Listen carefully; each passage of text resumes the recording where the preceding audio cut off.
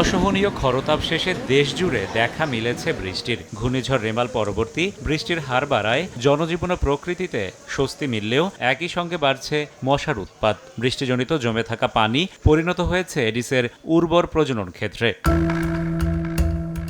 স্বাস্থ্য অধিদপ্তরের রোগ নিয়ন্ত্রণ শাখা পরিচালিত প্রাক বর্ষা এডিস সার্ভে উঠে এসেছে ভয়াবহ চিত্র, যেখানে 14.68% বাসাবাড়িতে মেলে এডিসের লার্ভা।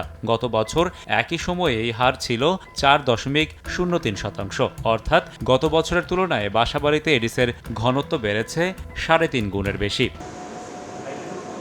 মাঠের এই চিত্রের মিল খুঁজে পাওয়া যায় রাজধানীর হাসপাতালগুলোতে। প্রতিদিনই বাড়ছে ডেঙ্গু আক্রান্ত রোগীর সংখ্যা। শুধু ঢাকা নয়, ঢাকার বাইরে থেকেও আসতে শুরু করেছে রোগী, যাদের অধিকাংশই জটিল অবস্থায় আসছেন ঢাকায়। শ্বাস প্রশ্বাস নিতে একটু সমস্যা হচ্ছে, তো এছাড়াও জ্বর কনস্ট্যান্ট লেভেল 101 থাকছে। জ্বর, মাথা ব্যথা, শরীর ব্যথা সব হয়েছিল। বমি করে, জ্বর 102, 3।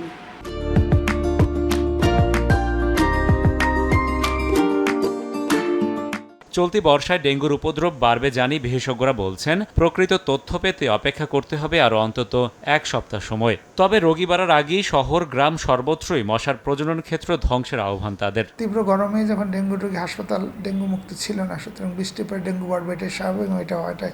এবং এখন বৃষ্টি তো সারা দেশে একসঙ্গে হয়েছে, সুতরাং ডেঙ্গু রোগ কিন্তু শুধুমাত্র ঢাকা কেন্দ্রিক নয়, গ্রামেও চলে গিয়ে, সুতরাং রোগী বাড়বে, এটা এক কথায় বলা যায়। কিছু কিছু গ্রামে স্মল স্কেলে প্রজেক্ট নিতে হবে, এক একটা গ্রামে এক এক ধরনের।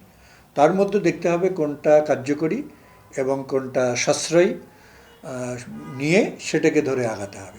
আমাদের উচিত গ্রামগুলোর জন্য আগামী 20 বছরের একটা পরিকল্পনা তৈরি করা। 20 বছর শেষে যেন আমরা এটাকে পুরোপুরি নিয়ন্ত্রণে রাখতে পারি। চলতি বছর এরই মধ্যে ডেঙ্গু আক্রান্তের সংখ্যা ছাড়িয়েছে 3000, মারা গেছেন 37 জন। চিকিৎসকরা বলছেন, সাধারণ ডেঙ্গুর ক্ষেত্রে 80 থেকে 90% রোগীর চিকিৎসা বাড়িতেই সম্ভব, তবে জটিলতা থাকলে সুযোগ নেই অবহেলার। চলতি মৌসুমে ডেঙ্গুতে মৃত্যুবরণকারী অধিকাংশেরই জটিলতা থাকলেও হাসপাতালে আসতে দেরি করায় ঘটে যায় বিপর্যয়। রাশেদ বাপ্পি, সময় সংবাদ, ঢাকা।